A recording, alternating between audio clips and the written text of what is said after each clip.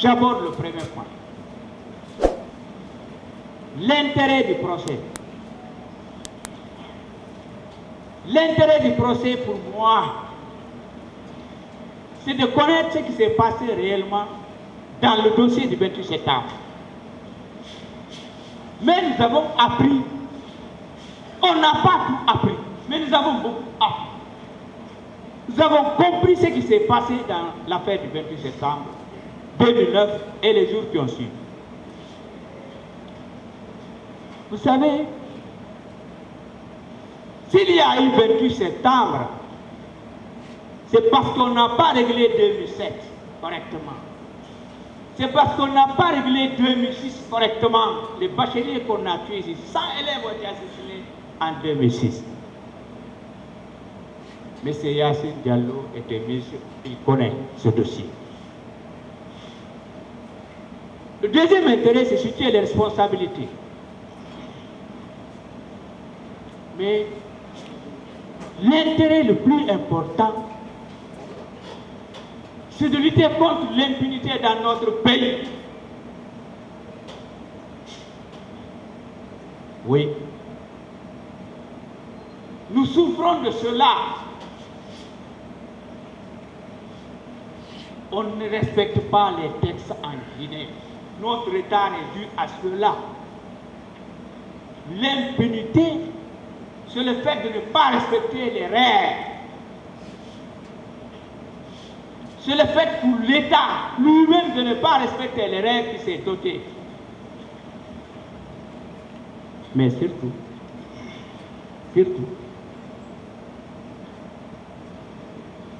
je l'ai toujours dit, je l'assume. Moi, l'intérêt de ce procès, c'est de nous conduire à la réconciliation nationale. C'est ça, moi, pour moi. Bien entendu, je parlerai de l'indemnisation des victimes, mais l'intérêt, allons à la réconciliation. Il n'y a aucun Guinéen à écraser, il n'y a aucun Guinéen à écarter, il n'y a aucune nation à éliminer, à écarter, etc. Oui. Le Sénégal nous a donné l'exemple. Ce n'est pas une honte de s'en inspirer. On a eu l'indépendance avant le Sénégal, et c'est 1960. Donc, et aussi, le slogan, répété,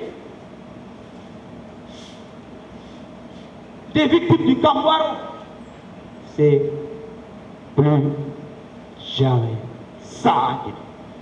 Ah oui. Arrêtons. Et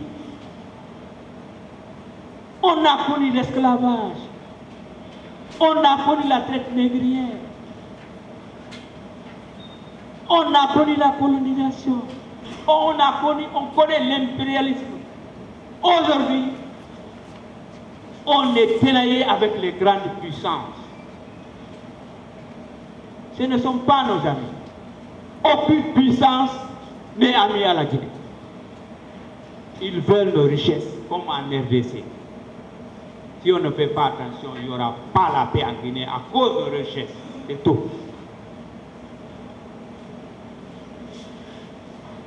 Voilà, Monsieur le Président. Le premier point était un préliminaire qui est terminé. Les faits, je ne vais pas regarder parce que mes confrères et le parquet et autres, la défense, beaucoup parlent.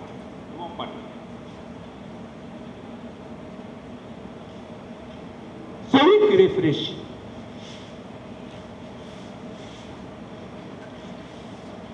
il y a eu 28 septembre parce qu'on n'a pas jugé les massacres de janvier et février 2007.